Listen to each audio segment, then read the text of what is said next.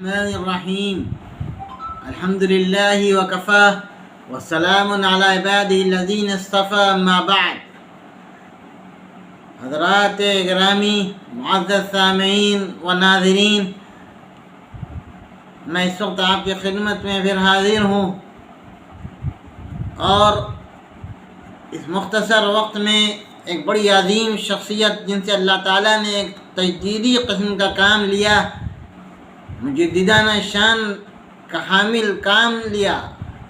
امام اہل سنت حضرت مولانا محمد عبدالشکور فاروقی رحمۃ اللہ علیہ، ان کا تعلق اصلاً کاکوری سے تھا۔ ان کے والد مولانا ناظر علی کاکوروی حضرت شاہ عبدالسلام صاحب حسوی اس سلسلہ نقشبندیہ مجددیہ کے بڑے شیخ، بہت بڑے عالم تھے، اور ادیشیت پر ان کی بڑی اہم کتابیں ہیں، اور بغیر معمولی شخصیت کے حامل تھے وہ۔ ان کے خلیفہ تبا ناظر علی کاکوروی اور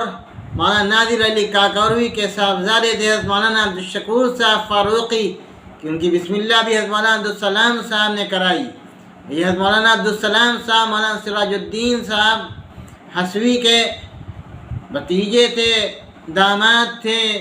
خاص تربیت یافتہ تھے، جو حضرت سید احمد شہید کے خلیفہ تھے اور عاشق زار تھے۔ حضرت مولانا عبدالشکور صاحب نے، جن کا انتقال 17 ذی القعدہ 1381 ہجری مطابق 23 اپریل 1962 میں لکھنؤ میں ہوا، اور چکمنڈی میں ان کی قبر ہے۔ انہوں نے جو کام لکھنؤ میں کیا ہے، اودھ میں کیا ہے، امروہہ میں کیا ہے، اور ان کی خدمات کے جو اثرات بر صغیر میں سے نکل کے باہر بھی پہنچے ہیں، کہ وہ جس باریکی سے اور تحقیق کے ساتھ جو شیعی لٹریچر کا انہوں نے مطالعہ کیا، اور انہوں نے اس کا مطالعہ کیا، جائزہ لیا کہ جو صحابہ اکرام رضی اللہ عنہم کے متعلق کیسی غلط فہمیاں پیدا کرانے کا کام حکومتوں کی سرپرستی میں کیا گیا تھا، لیکن انہوں نے بہت ہی زیادہ باریکی کے ساتھ اور بہت ہی زیادہ دیانت کے ساتھ، امانت کے ساتھ اپنا بڑا ایمانی اور دینی حق سمجھ کر کے کام کیا۔ اور ایسا کام انہوں نے کیا کہ جب ان کا انتقال ہوا ہے تو حضرت مولانا عبدالقادر صاحب رائے پوری، جو بہت بڑے بزرگ تھے، اللہ والے تھے، اور جن کے سلسلے میں اللہ نے بڑی برکت عطا فرمائی، تو وہ خود کہتے تھے کہ مولانا عبدالشکور صاحب نے اس سلسلے میں بہت ہی کام لیا، اور اللہ تعالیٰ نے ان سے بہت کام لیا، اور ان کے رسائل کو اہتمام سے سنتے تھے۔ جب ان کے انتقال کی خبر ملی تو ان پر اتنا اثر ہوا کہ اٹھ کر بیٹھ گئے، حالانکہ بغیر دو آدمیوں کے سہارا دیے ہوئے اٹھنا مشکل ہوتا تھا، مگر اس خبر سے اتنا اثر پڑا کہ بلا کسی کی مدد کے اٹھ کر بیٹھ گئے۔ یہ واقعہ حضرت مولانا ابوالحسن علی ندوی رحمۃ اللہ علیہ نے سوانح مولانا عبدالقادر رائے پوری صفحہ 317 میں لکھا ہے۔ اس کے علاوہ حضرت مولانا محمد علی منگیری، جو ندوے کے بانیوں میں ہیں اور اس جماعت کے سرخیل ہیں، جن کا ندوے کے قیام و تاسیس میں بنیادی رول ہے، اور ناظم اول بھی ہیں، بانی ہیں، انہوں نے عجیب غریب بات حضرت مولانا عبدالشکور صاحب فاروقی کے تعلق سے لکھی جو بہت اہم ہے، اور انہوں نے متوجہ کرتے ہوئے لکھا تھا کہ اہل تشیع کے واعظین جا بجا گشت کر کے لوگوں کو بہکا رہے ہیں، اور ہندوستان بھر میں سوا میرے محب مخلص جامع الفضائل مولانا عبدالشکور صاحب لکھنوی کے مذہب روافض پر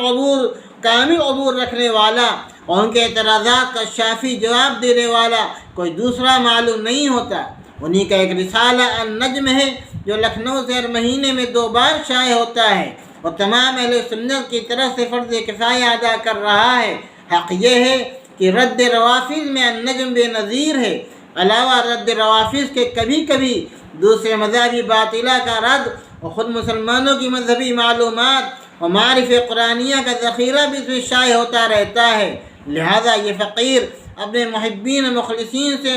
متوقع ہے کہ رسالہ مذکورہ کے خریدار ہو کر اس دینی خدمت میں مدد دیں گے۔ فقیر ان سے نہایت خوش ہوگا۔ اسی طرح مولانا عبدالحی حسنی صاحب کا بھی بڑا اعتراف ہے جو انہوں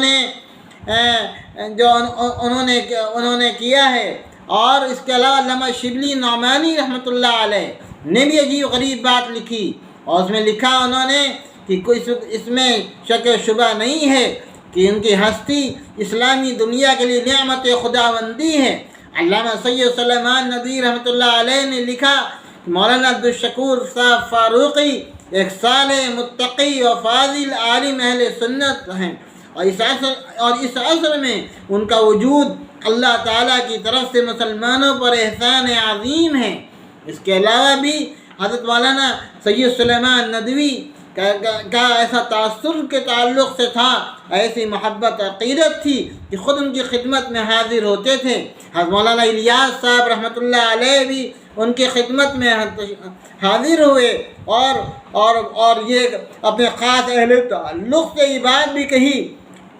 کہ ہمارے دیار میں جو مقام حضرت مولانا اشرف علی صاحب تھانوی کا تھا، یعنی مغربی اتر پردیش دہلی کے اطراف میں، تو کہا کہ یہاں اس دیار میں وہ مقام حضرت مولانا عبدالشکور صاحب فاروقی کا ہے۔ حضرت مولانا عبدالشکور صاحب فاروقی سے اللہ تعالیٰ نے جو کام لیا، اس کو حضرت مولانا علی میاں رحمۃ اللہ علیہ نے تجدیدی کام سے تعبیر کیا ہے۔ حضرت مولانا سید رابع حسنی ندوی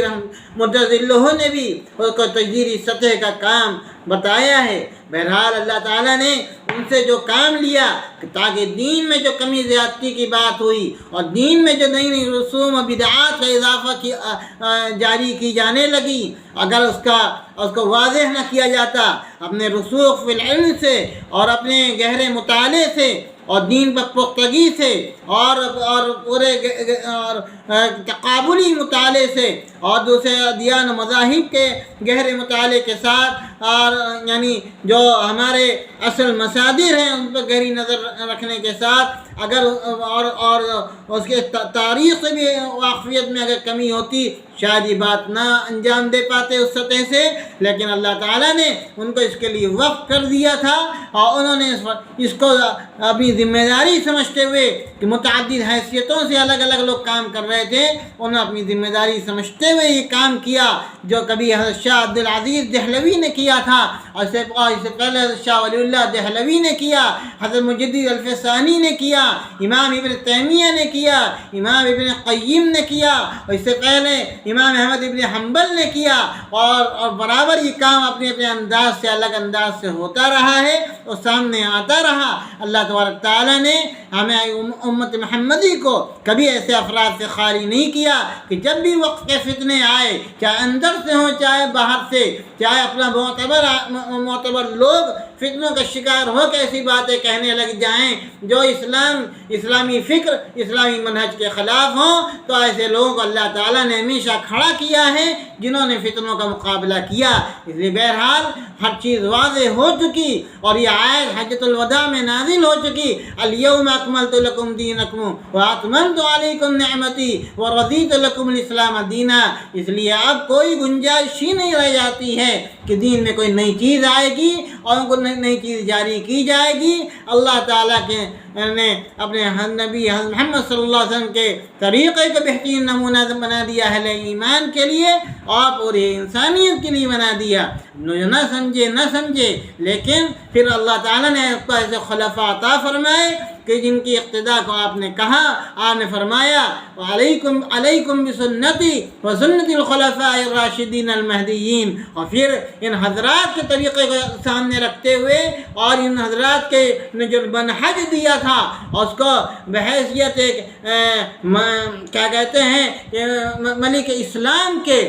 کبھی خلیفہ ہونے کا دعویٰ نہیں کیا، اپنے کو اسلام کا بادشاہ ملک ہی کہا، لیکن انہوں نے منہج وہی خلفاء راشدین کا، خلافت راشدہ کا اختیار کیا، اور نہایت عدل کے ساتھ انصاف کے ساتھ وہ کام کیا۔ اگر ایسا نہ کرتے حضرت معاویہ رضی اللہ عنہ تو حضرت حسین رضی اللہ عنہ میں اللہ تعالیٰ نے جو جرأت دی تھی اور دین کے سلسلے میں جو حمیت و غیرت دی تھی، وہ حضرت حسن رضی اللہ عنہ کی وفات کے بعد بھی 11 سال رہیں، 12 سال رہیں۔ 49 میں حضرت حسن رضی اللہ عنہ کے واقعہ ارتحال پیش آیا، حضرت حسین کا واقعہ شہادت جو پیش آیا ہے 61 میں پیش آیا ہے، اور حضرت معاویہ رضی اللہ عنہ کے انتقال کا واقعہ 60 کا ہے۔ حضرت حسین سے کوئی ایسی چیز نہیں ملتی ہے حضرت معاویہ کے پورے دور میں کہ انہوں نے کوئی ایسی چیز کی ہو۔ اب اگر کہا جائے کہ تقیہ میں انہوں نے ایسا کیا، بہت بڑا الزام ہے حضرت حسین پر، بزدلی کا الزام ہے حضرت حسین پر، اور حضرت حسین کو کتمان حق الزام ہو جائے گا۔ ہم اس کا برداشت نہیں کر سکتے کہ حضرت حسین رضی اللہ عنہ کو ایسا الزام لگائے اور ان کو حق چھپانے والا اور تقیہ کرنے والا، اور حضرت علی کو حق چھپانے والا اور تقیہ میں ساتھ دینے والا اپنے خلفاء کا سمجھے، یا کوئی ایسی بات ان حضرات پر آئے، ہم میں سے کوئی برداشت نہیں کر سکتا۔ یہ سب حضرات ہمارے ہیں، اور ہمیں ان سب میں سے ہر ایک کی عزت پوری طرح عزیز ہے، اپنی جان اور دل سے زیادہ عزیز ہے۔ اللہ تعالی ہم سب کو صحابہ کرام اور اہل بیت کرام اور ان حضرات کے عزت و احترام کو منوط رکھنے کی پورے طور سے اور پوری جامعیت کے ساتھ، اعتدال کے ساتھ اس کا خیال رکھنے کی توفیق عطا فرمائے اور راضی ہو۔ وآخر دعوانا ان الحمد للہ رب العالمین۔